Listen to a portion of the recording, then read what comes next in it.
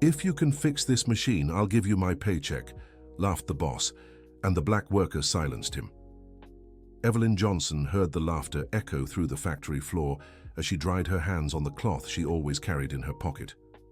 The automated cutting machine had completely stopped on Monday, and now on Thursday the entire production was at risk. That's when Richard Thompson, the production manager, pointed directly at her in front of all the gathered workers. "If you can fix this machine, Evelyn, I'll give you my entire month's salary," he said, provoking laughter from some co-workers. "Are you serious?" she asked, showing no emotion. "Of course I am," Richard kept laughing. 20 years working with fabric and now you want to play mechanic? Go ahead, show us what you can do besides sewing." Evelyn walked over to the stalled machine. The specialized technicians the company had called over the past 3 days hadn't been able to identify the problem. The equipment simply stopped working after a few minutes of operation, with no warning or specific signal. "Can I take a proper look at it?" she asked Richard. "Be my guest. There are tools in the cabinet over there, if you know how to use them," he replied, crossing his arms. Evelyn approached the machine and began examining every detail. Her experienced eyes scanned the external components as she listened carefully for any unusual sounds. There was something familiar about the noise the machine made before shutting down. "I need to open some panels," she said. "You'll break everything," Richard taunted. "Don't come crying later when you have to pay for the repairs. You said if I fixed it, you'd give me your paycheck. You didn't say anything about paying if I couldn't," Evelyn replied calmly. A few workers chuckled quietly, which irritated Richard. He wasn't used to being challenged, especially by a factory worker. Evelyn picked up a screwdriver and began opening the machine's side panel. Inside, she found wires arranged differently from the original manual. Someone had made improvised modifications in recent months. "Who worked on this last?" she asked. "The technicians who came this week," answered Curtis, the most senior operator. "No, this is older. These splices are already dried out." Evelyn kept examining. Her hands moved with precision, touching each component, as if she'd known the machine for years. In truth, she had. She'd studied its entire manual during late nights, back when Richard was still just an inexperienced assistant. "You're wasting time," said Jessica, a younger worker. "Let the men handle this." "The men have already tried for 3 days," Evelyn replied without looking up from the machine. Richard grew impatient. The joke was lasting longer than he'd expected, and some workers seemed to be taking Evelyn seriously. "How long are you going to take?" he asked. "As long as it takes." Evelyn removed a few more parts and found a small folded piece of paper tucked between the wires. It was an old document, yellowed with age. She unfolded it carefully and recognized her own handwriting.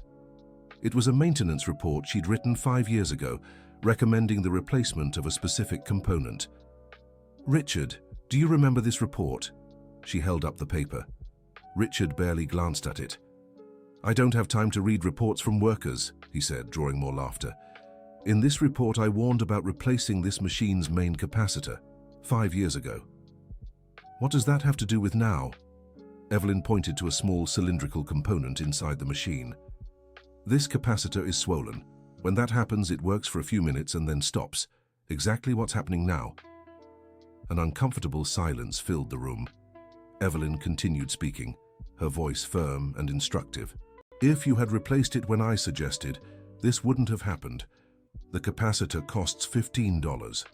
3 days of halted production cost much more than that." Richard began to grow nervous. He didn't specifically remember that report, but he knew he always ignored the workers' suggestions. "Anyone can say that now," he said. "Proving it is what matters." "Then I'll prove it. Dear listener, if you're enjoying the story, don't forget to like and especially subscribe to the channel. It really helps those of us just starting out. Now, continuing. Evelyn left the factory during lunch and returned half an hour later with a small bag. Richard and several employees were eager to see what would happen. "I bought a new capacitor from the electronics store around the corner," she said, showing the part. "And how do you know it's really that part?" Richard asked, skeptical. "Because I took an industrial electronics course 8 years ago. I can read electrical diagrams and understand how these machines work." Richard stopped smiling. This was news to him. "A course? What course?" "A 6-month technical course. I paid for it with my own savings, studied on weekends. And why didn't you ever tell me? Evelyn looked him straight in the eye before answering. I did. In fact, I tried to apply for a technician position 4 years ago. You said women weren't capable of technical work, that I should stay in my place. A murmur spread among the workers. Some vaguely remembered the situation, others were hearing it for the first time. Mrs. Johnson really tried, Curtis confirmed. I was in the meeting when she presented her certificate. Richard tried to change the subject. That was a long time ago. Let's see if you can actually fix it. Evelyn put on her safety goggles and got to work. First, she turned off the machine's power at the main panel. Then she carefully removed the burnt capacitor, showing everyone the visible signs of the problem. Look here, she said, pointing to the top of the component. When a capacitor is damaged, it swells like this. It's a clear sign it needs to be replaced. She installed the new part with precise movements and turned the machine back on. The equipment ran perfectly, with no strange noises or signs of trouble. Done, she said, removing her goggles. The silence that followed was absolute. Richard was visibly shaken, but couldn't deny the machine was working. That was luck, he muttered. Luck? Evelyn showed the old report again. I predicted this exact problem 5 years ago. That's called technical knowledge, not luck. At that moment, a woman no one recognized entered the warehouse. She was young, dressed in business attire, and carried an executive briefcase.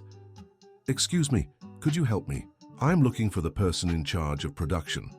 That's me, Richard said, trying to regain his composure. Richard Thompson, production manager. Pleasure. I'm Sarah Wilson, an engineer from headquarters. I'm here for a routine inspection and would like to understand why production was halted the past few days. Richard began to sweat. The engineer's arrival at that exact moment couldn't have been more inconvenient. It was a simple technical issue, he said. It's already resolved. What kind of issue? A burnt capacitor, Evelyn answered before Richard could speak. Sarah looked at Evelyn with interest. Are you part of the technical team? No, I'm a worker, but I have technical training in industrial electronics. Interesting. And you were the one who identified the problem? Yes. Actually, I had already warned about the need to replace this part 5 years ago, but my report was ignored. Sarah took the document from Evelyn's hands and read it carefully. This report is very well done. It shows deep knowledge of the equipment and suggests proper preventive maintenance. Richard tried to intervene. Sarah, can we talk in my office about... I'd rather hear the full explanation right here, she interrupted. Ma'am, what's your name? Evelyn Johnson. Ms. Johnson, how long have you worked here? 20 years next month. And have you always worked as an operator? Always. I tried for a promotion a few years ago, but it didn't work out. Sarah looked at Richard with an expression he couldn't decipher. Mr. Thompson, I'd like to review the maintenance reports from the last 5 years. And I also want to talk to the team about internal promotion procedures. Of course, Richard stammered. We can do that tomorrow. I'd prefer today. I have time. Evelyn quietly put away her tools. The situation had escalated beyond what she expected when she accepted Richard's challenge. Ms. Johnson, Sarah called, could you come with me? I'd like to ask you some questions about your technical knowledge. Of course. They walked away, leaving Richard alone with the other employees. The atmosphere was tense, and he knew the next few hours would be difficult. Richard, Curtis said quietly, do you even remember the bet? What bet? That if Evelyn fixed the machine, you'd give her your salary. Richard had completely forgotten the promise he'd made in front of everyone. Now, with an engineer from headquarters investigating his procedures, the last thing he needed was more complications. That was a joke, he said nervously. In front of everyone? Jessica questioned. Everyone heard. Richard hurried out of the warehouse, leaving the workers whispering among themselves about what had happened. In the makeshift office Sarah had set up, Evelyn answered detailed questions about industrial maintenance, reading electrical diagrams and safety procedures. The engineer was impressed by the level of knowledge she displayed. Ms. Johnson, may I ask why you were never promoted to a technical position? I tried a few times, but I was always told there were no openings or that I wasn't the right fit. The right fit? That's what they told me. Sarah jotted down a few more notes in her report. I'd like to see your qualification certificates. I can bring them tomorrow. Perfect. And I want you to know I was very impressed with your diagnosis today. I rarely see technicians with that level of precision in identifying problems. Evelyn left the meeting with mixed feelings. On one hand, she was satisfied to have proven her knowledge. On the other, she feared the consequences of exposing herself so much in front of Richard. When she got home that day, she found her son Michael waiting in the living room. He worked the night shift at the same factory and had heard the talk about what happened. "Mom, is it true you fixed the machine the technicians couldn't?" "It's true." "And that Richard made a bet with you?" "That's true too." Michael was furious. "That man has always disrespected you. Now that you've proven you know more than him, he's going to pay." "Michael, I don't want trouble. I already got what I wanted." "Which was?" "To prove I'm capable." "But he promised you his salary, in front of everyone." Evelyn made dinner, thinking about how her life might change from now on. She had held on to the dream of working as a technician for so many years that she almost couldn't believe it might come true. "Mom," Michael said during dinner, "you deserve better than that place." "It's the job I've had for 20 years, son. It gave me the money to raise you and put you through school. But now I'm graduated and working. You can look for something better." At 48? Who's going to give an opportunity to a woman my age? Someone who recognizes your worth. The next morning, Evelyn arrived at the factory earlier than usual. She wanted to check if the machine was still working properly and if it needed any additional adjustments. To her surprise, she found Richard also arriving early. He looked like he'd had a rough night. "Evelyn, I need to talk to you." "Of course." "About yesterday. That bet. You know it was just a joke, right?" "Actually, I don't. You said in front of everyone that if I fixed the machine, you'd give me your salary, but no one expected you to actually do it." "I did." Richard took a deep breath before continuing. "Look, I can give you a bonus. About $200 for yesterday's work. You said your entire salary." "Evelyn, be reasonable. My salary is $4,000. You don't want to ruin my family over a joke. You have a family. So do I. And you were the one who made the promise, not me." At that moment, Sarah walked into the warehouse carrying several folders. "Good morning, I hope you don't mind, but I decided to start early reviewing the procedures." Richard tried to smile, but was visibly uncomfortable. "Of course, no problem." "Mrs. Evelyn, did you bring your certificates?" "Yes, I did." She took the documents from her bag and handed them to Sarah. The engineer examined each certificate carefully. Besides the industrial electronics course, Evelyn had certifications in workplace safety, technical blueprint reading, and preventive maintenance. Impressive. These are advanced technical qualifications. Richard listened to the conversation with growing unease. He was realizing his situation was quickly getting out of hand. "Mr. Thompson," Sarah said, "may I see Mrs. Evelyn's employment records?" Of course, they're in the file. When Richard brought the records, Sarah discovered that Evelyn had never received a promotion or change in position in 20 years of work, despite several formal requests. "Interesting," she murmured, taking notes. "Is there a problem?" Richard asked. "I'm just verifying if the company's procedures are being followed correctly." Dear listener, if you're enjoying the story, please take a moment to like and especially subscribe to the channel. It helps us a lot, as we're just starting out. Now continuing.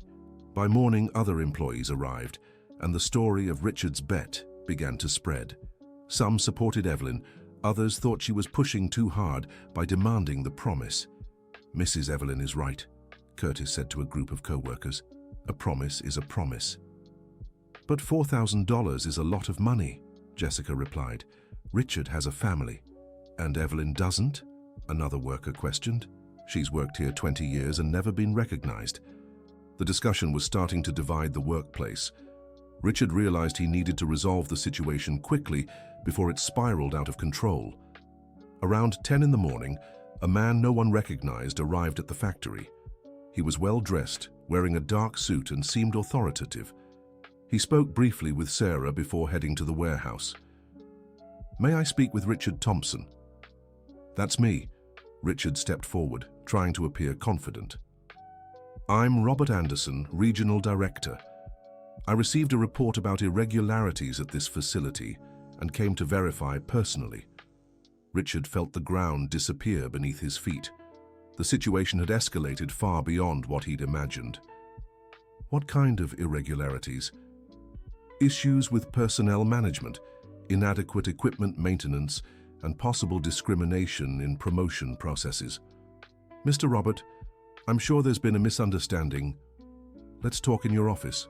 And I want you to call the woman who fixed the machine yesterday." Richard had no choice. He called Evelyn and the three of them headed to his office. Sarah followed, carrying her reports. "Mrs. Johnson," Robert began, "I'd like you to tell me exactly what happened yesterday."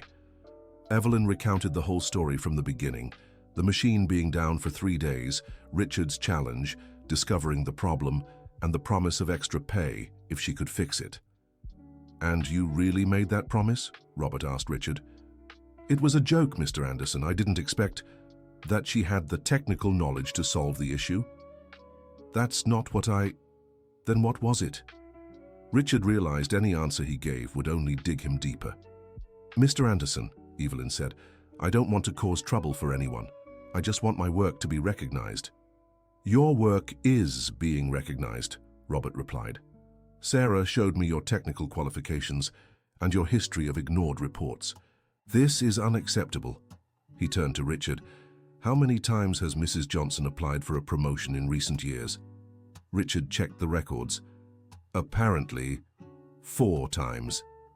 And what were the reasons for the rejections?" "I don't recall the specific details." "Sarah, can you help us with that?" The engineer opened a folder and began reading.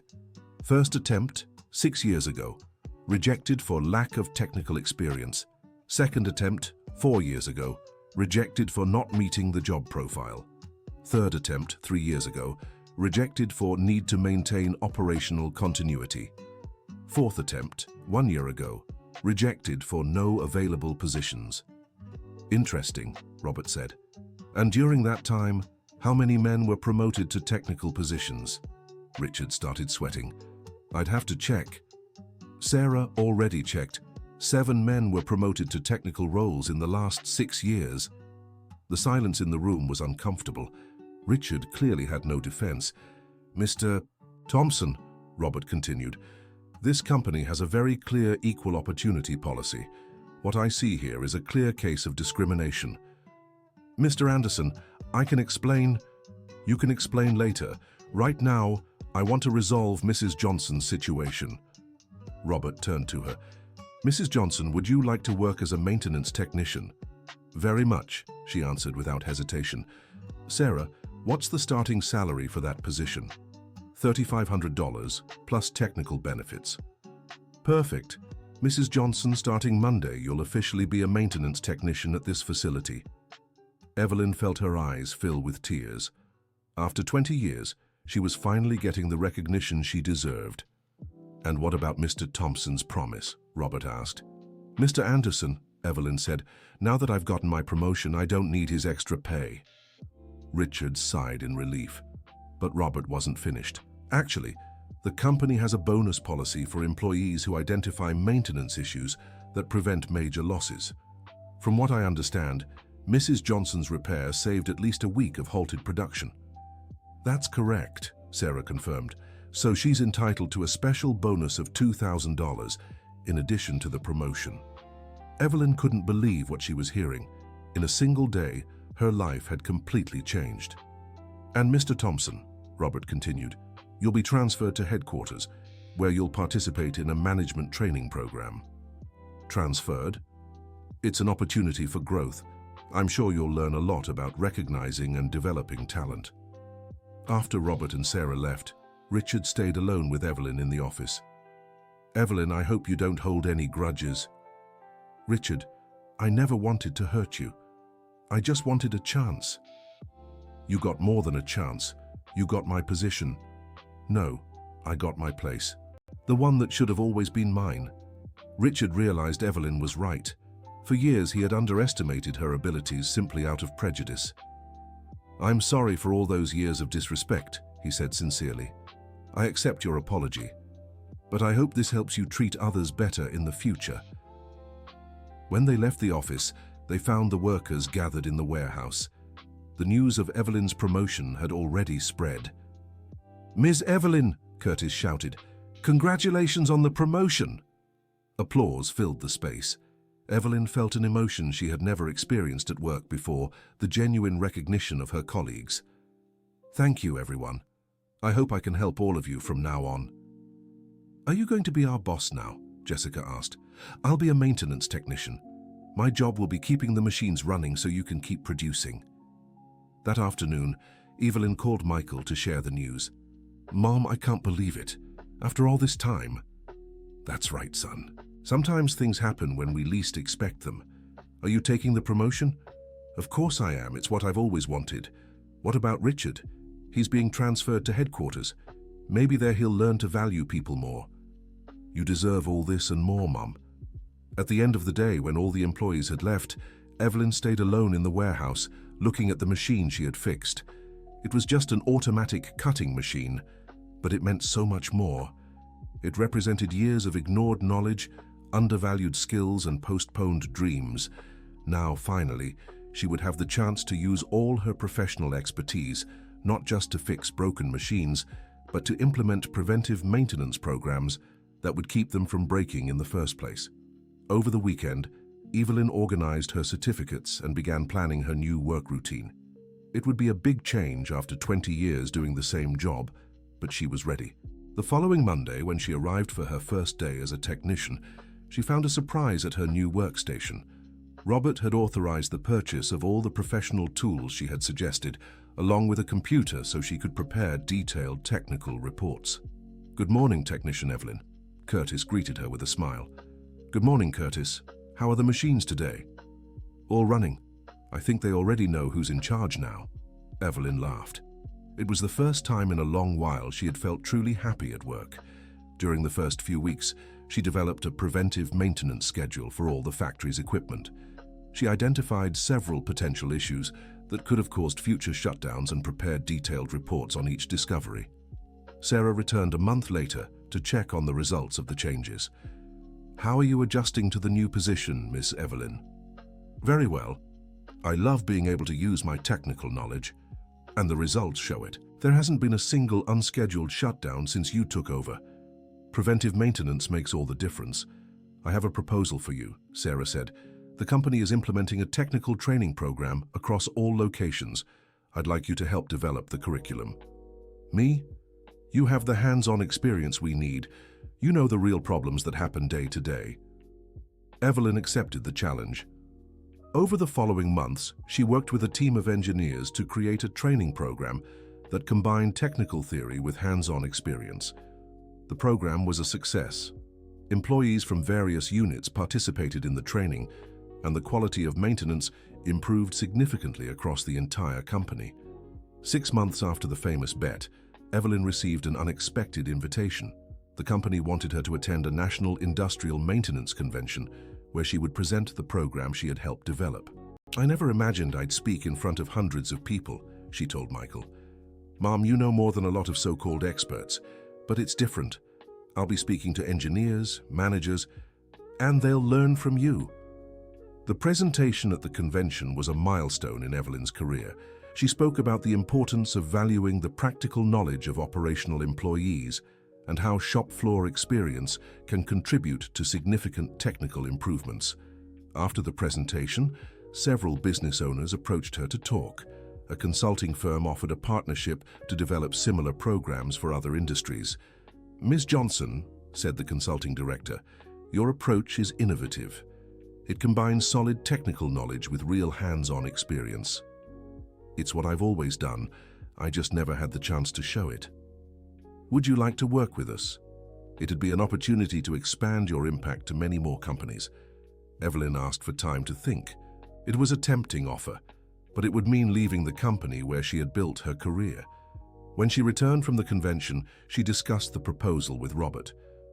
"Ms. Johnson, it would be a huge loss for us, but I understand it's a unique opportunity. I'm torn. I love what I do here. How about a counteroffer? You could work part-time with us and part-time as a consultant. That way, you'd keep your ties to the company, but still have the freedom to expand your work." The solution was perfect. Evelyn began splitting her time between factory maintenance and consulting for other companies. Her work started gaining national recognition as a benchmark in industrial maintenance management. A year later, she received an unexpected letter. It was from Richard, who now worked at the company's headquarters. "Dear Evelyn, I hope you're doing well. I wanted to thank you for what happened that day. I know it might sound strange, but your attitude made me reflect deeply on how I treated people. In the training program here at headquarters, I learned about inclusive leadership and talent management. I realized how many opportunities I wasted because of prejudice. Now I oversee an internal talent identification project, and I always think of your example when evaluating employees. Thank you for teaching me that life lesson. Richard." Evelyn kept the letter close to her heart. It was proof that positive change can happen when we have the courage to face difficult situations. Michael also grew professionally. Inspired by his mother's example, he decided to pursue a graduate degree in industrial management and began working as a process analyst. "Mum, you didn't just change your life, you changed mine too," he said during dinner one evening. "How so?" "You taught me that knowledge and determination matter more than any prejudice. That gave me the courage to chase my own goals." 2 years after the famous bet, Evelyn was promoted again, this time to Regional Technical Coordinator, overseeing maintenance for 5 industrial plants. In her new role, she implemented policies for identifying and developing internal talent, ensuring that situations like hers would never happen again. She created mentorship programs where experienced employees could share knowledge with newcomers, regardless of position or academic background. Dear listener, if you're enjoying the story, take a moment to like and especially subscribe to the channel. It helps us a lot as we're just starting out. Now, continuing, during a meeting with company directors, Robert commented on the impact of the changes Evelyn had introduced. Productivity metrics improved by 30% in the units where we implemented Evelyn's programs, and more importantly, employee satisfaction scores rose by 50%. How did she achieve these results? One asked one director. Simple. She values the knowledge and experience of every person, no matter their role. Evelyn's story began to be shared in business schools as an example of people management. She was invited to speak at state universities about inclusive leadership and talent recognition. "When I started working 25 years ago," she would say in her talks, "I believed technical skills were enough to grow professionally. I learned they're not. You also need the courage to show those skills, even when others try to discredit you." During one of these talks, a young student asked, "How did you handle so many years of being undervalued without giving up?" "I never stopped studying and improving. Even when it seemed pointless, I kept learning. When the opportunity came, I was ready." "But weren't you angry?" "I was. But I channeled that anger into becoming a better professional. It's more productive than just complaining." 3 years after the bet, Evelyn received a national award for innovation in industrial management. The award recognized her work in developing methodologies that blend practical and theoretical knowledge in industrial maintenance. At the ceremony, she dedicated the honor to all employees who, like her, had knowledge and skill but lacked opportunities to prove it. "This award isn't just mine," she said in her speech. "It belongs to everyone who believes talent has no age, gender, or rank. It's for those fighting daily to show their professional worth." After the ceremony, a journalist interviewed her about her journey. "Ms. Johnson, if you could go back in time, would you do anything differently?" "I wouldn't change a thing. Every experience, good or bad, brought me here. The years of being undervalued taught me to cherish every opportunity I have today." What advice would you give other professionals facing similar struggles? Never stop improving. Never accept being belittled. And when the chance comes, be ready to seize it. What about Richard? Do you still keep in touch? We do. He became an excellent people manager. Sometimes all someone needs is an opportunity to change. That same year, Evelyn opened her own industrial maintenance consulting firm. The business grew quickly, serving clients across the United States. Michael joined as a partner, bringing management expertise that complemented his mother's technical experience. Mom, remember when I was little and you said we'd be partners one day? I do, you thought I was joking. You never joke about work. Their company specialized in identifying and developing technical talent within organizations. They created innovative methods to uncover hidden knowledge among operational staff. In 5 years, the firm ranked among the top consultancies in the sector nationwide. Evelyn had become one of the most respected professionals in her field. During an interview for a trade magazine, she reflected on her journey. "What makes me proudest isn't the awards or recognition," she said. "It's knowing I've helped others get the opportunities they deserve." How many people have benefited from the programs you developed? We lost count, but I know every promotion story, every discovered talent, every transformed career makes all the struggles worthwhile. At 53, Evelyn Johnson had built a solid and respected career, but what moved her most were the letters and messages from employees who got promotions through her programs. "Ms. Johnson, I got my first promotion after 15 years. Thank you for creating opportunities for people like us. My daughter now sees me as a professional role model that's priceless. Finally, I can use my technical skills at work. Thank you for fighting for us." Each message confirmed her fight had been worth it, not just for her, but for hundreds of professionals who now had fair growth opportunities. In a meeting with executives from a major corporation, the company president remarked, "Ms. Johnson, your methodology transformed our organizational culture. How did you achieve these results?" "It's simple. We treat every employee as intelligent and capable. We give equal opportunities and evaluate based on what they can do, not their job title." It sounds obvious, but few companies do it, because many managers fear discovering their subordinates know more than them. I learned that a good leader develops people better than themselves. Richard Thompson, now leading a division where they'd once worked together, implemented Evelyn's programs in his area. The results were so positive, he was promoted to regional director. At a chance meeting during a business event, they talked about the changes they'd experienced. "Evelyn, you saved my career that day," Richard said. "How so?" "If I'd kept those biases, I would have missed so many chances to discover talent. I'm a better manager now because of you. I'm glad you learned, and I'm happy others benefited from that change." "I want to tell you something," Richard continued. "Last month, I promoted a janitor to technical assistant. She had electronics training but never got the chance to use it. And the results? Excellent. She's already spotted 3 overlooked issues." Evelyn smiled. Proof her fight had created a positive cycle of change. 6 years after the famous bet, Evelyn was invited to write a book about her experience.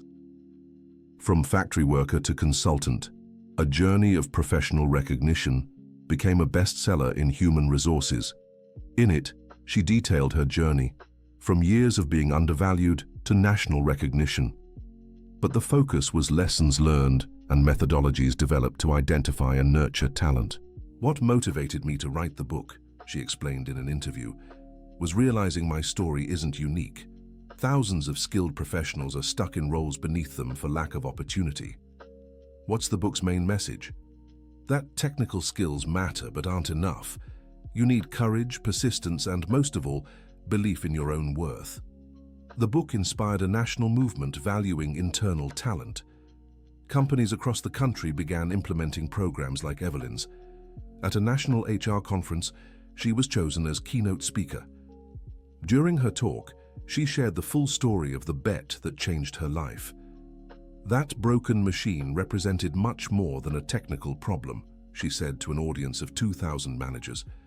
"It represented all the opportunities denied to me because of prejudice.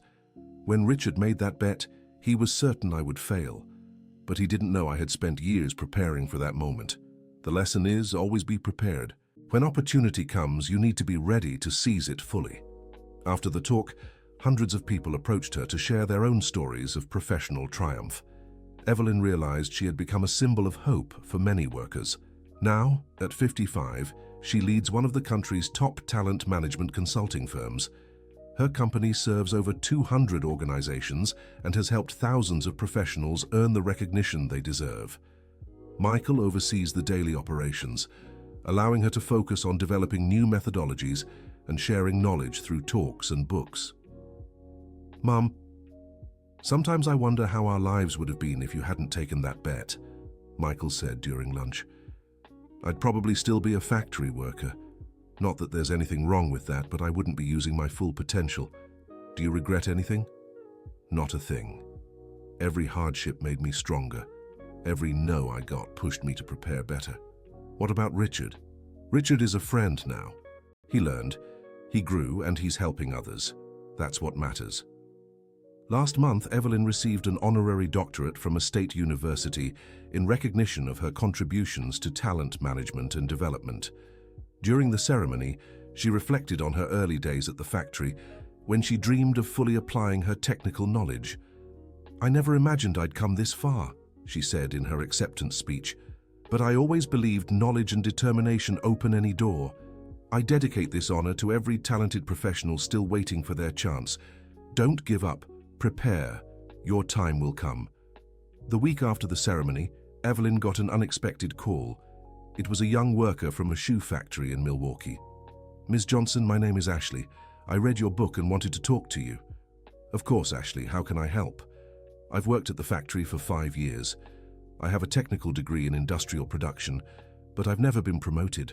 My supervisor always says women don't understand production." "And what do you want to do?" "I want to prove my skills like you did, but I'm afraid of causing trouble." "Ashley, trouble is staying 20 years in a role beneath your worth. Competence doesn't cause trouble, it solves problems." Evelyn spoke with Ashley for over an hour, offering practical advice on demonstrating technical knowledge and seeking promotion. 3 months later, Ashley called again. "Ms. Johnson, I did it. I got promoted to production assistant." "How did it happen?" "I followed your advice. I wrote a report on process improvements and presented it to management. They were impressed and gave me a chance." "Congratulations, Ashley. Now make the most of it and keep growing." "Thank you for inspiring me not to give up." Conversations like this happen often in Evelyn's life. She's become a role model for professionals seeking recognition and career growth. Recently, she decided to create a non-profit foundation to offer free mentorship to workers in situations like hers. The foundation provides guidance on professional development, resume writing, and interview preparation. "I want to give back to society everything I've achieved," she explained when announcing the creation of the foundation. "If my experience can help others, it's my duty to share it." The foundation has already assisted over 1,000 professionals across the country. The results are impressive. 80% of those we've helped received promotions or positive job changes within 6 months. During a foundation board meeting, Evelyn presented the latest figures. "In 2 years of operation, our foundation has already transformed 1,000 professional lives," she said. "But what moves me most are the personal stories behind these numbers." "Can you give an example?" asked one board member. "Last week, we helped an HVAC technician who had been trying to become a supervisor for 10 years. He had all the qualifications but never got the promotions. We helped him prepare a presentation showing how his ideas could cut costs for the company." "And did it work?" "Not only did he get the promotion, but he also received a bonus for his improvement suggestions. Stories like this happen daily through the foundation's work." Evelyn realized the problem she had faced was far more common than she imagined. Her latest research found that 40% of US workers believe they're in roles below their qualifications. Of those, 60% have never had the chance to demonstrate their skills. "There's an enormous waste of talent in the US job market," she stated in a television interview. "Companies miss opportunities to improve their results because they don't recognize the talent they already have." How do we solve this problem? By creating structured opportunities for employees to showcase their knowledge, not just waiting for problems to arise like what happened to me. Would you recommend other professionals take risks like Richard did? "I don't recommend risks," she laughed. "I recommend managers create regular professional challenges. Give employees chances to show what they can do." At 57, Evelyn remains actively involved in her consulting firm and the foundation. Recently, she was invited to join the Department of Labor's advisory board for a national professional training initiative. "It's an honor to contribute to public policies that help US workers," she said, upon accepting the invitation. Michael, now 32, has fully taken over the consulting firm, allowing Evelyn to focus more on the foundation and social projects. "Mom, you've created a legacy that goes far beyond business," he said during a family conversation. "What legacy?" "You've proven that competence has no age, color, or gender. You've shown everyone deserves equal opportunities. I hope others continue this work when I'm gone." They will. You've planted seeds that will grow for years to come. At the latest National HR Convention, Evelyn was honored as Personality of the Year. In her acceptance speech, she reflected on the 10 years since the famous bet. 10 years ago, I was a frustrated factory worker, dreaming of using my technical knowledge," she told an audience of 3,000. "Today, I help others achieve similar dreams. The difference wasn't luck. It was preparation, courage, and above all, refusing to accept less than I deserved." How many of you have talented employees who are underutilized? How many of you are talented employees who feel underutilized? My message is simple. Don't waste talent. Not others and not your own. After the speech, a young manager approached her. "Mrs. Evelyn, I work at a company where I'm sure there are hidden talents. How can I implement programs like yours?" Start small. Create opportunities for employees to share their ideas. Listen to their suggestions. Value those who bring solutions. That's it? That's it. But do it consistently. Cultural change takes time. 3 months later, the young manager sent an email to Evelyn, sharing the first results. "Mrs. Evelyn, I followed your advice and have already identified 2 employees with exceptional technical potential. One proposed an improvement that will save the company $20,000 a month. The other developed a control system that increased our efficiency by 15%. Thank you for inspiring me to look beyond job titles." Emails like this arrive daily for Evelyn. Each one confirms that her talent identification method works in different contexts and organizations. Recently, an international university invited her to present her methodologies at a global conference on people management. It will be the first time she takes her experience to the international stage.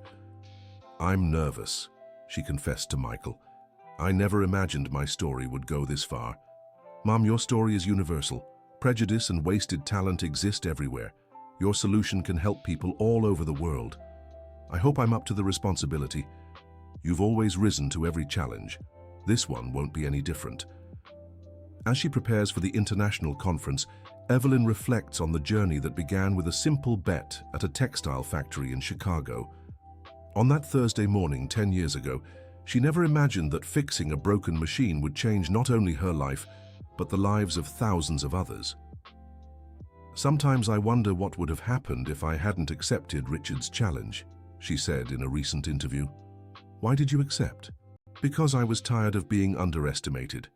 I was tired of pretending I didn't know things I did. I was tired of being less than I could be." Was it the most important decision of your life? No. The most important decision was to keep studying all those years when it seemed pointless. When the opportunity came, I was ready. End of story. Now, tell me what you thought of this story. Do you believe Evelyn made the right decisions along her journey? Have you encountered similar situations in your work or family? Leave a comment sharing your honest opinion about this transformation. Your participation is very important to us. Don't forget to like and subscribe to the channel so you don't miss other inspiring stories.